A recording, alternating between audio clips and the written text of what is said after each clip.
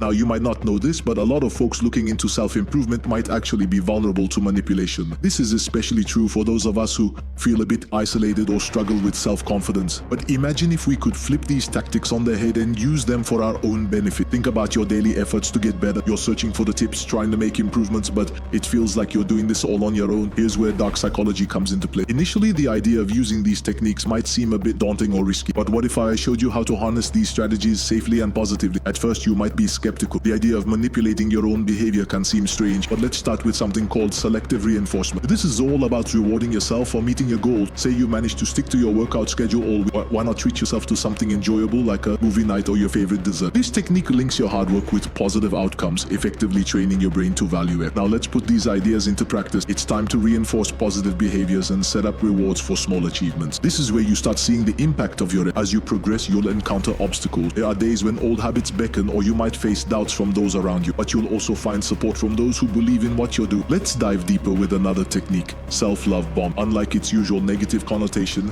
we're using it here to build ourselves up. Begin each day by acknowledging your strengths and recent successes. This sets a tone of confidence that can make a huge difference in your day-to-day life. Dealing with rejection or setbacks can feel tough, but here's where real growth happens. Instead of viewing these experiences as failures, see them as opportunities to learn and evolve. Celebrate the fact that you tried and recognize each effort as a step forward. By mastering these tactics, you're not just tweaking habits, you're reshaping your approach to personal growth. You've taken strategies typically used for manipulation and transformed them into tools for empowerment. And there's one more crucial piece.